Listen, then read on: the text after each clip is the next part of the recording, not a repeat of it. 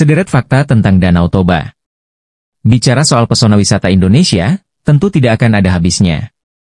Terlahir sebagai negara kepulauan, Indonesia memang sangat populer dengan keindahan alamnya. Mulai dari Pulau Sumatera, Jawa, Kalimantan, Sulawesi, Papua hingga pulau-pulau kecilnya. Setiap pulau di Indonesia seakan punya destinasi yang jadi daya tarik wisatawan. Misalnya Danau Toba di Sumatera Utara. Danau dengan kedalaman lebih dari 500 meter itu, jadi salah satu tempat wisata di Pulau Sumatera.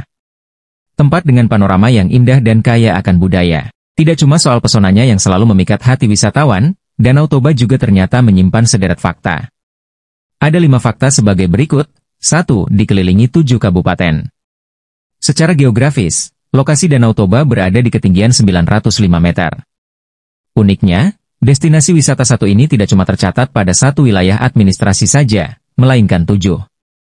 Membentang sepanjang 100 km dan lebar 30 km, Danau Toba dikelilingi 7 kabupaten sekaligus.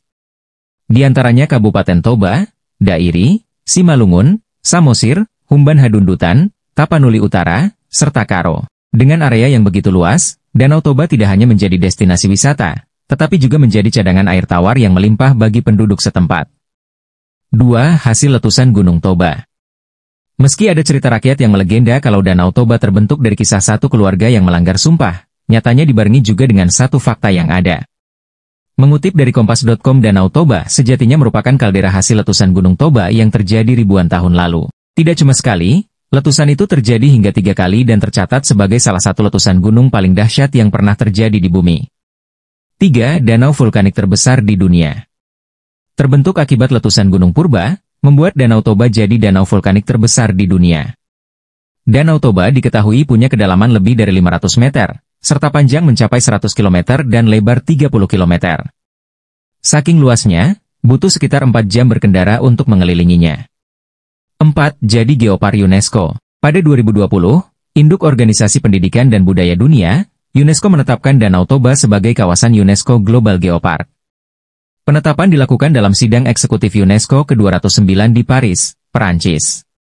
Ditetapkannya Danau Toba sebagai Geopark UNESCO menambah jumlah situs Geopark Indonesia yang telah dinobatkan sebelumnya, yakni Geopark Batur, Cileteuh, Gunung Sewu, serta Rinjani.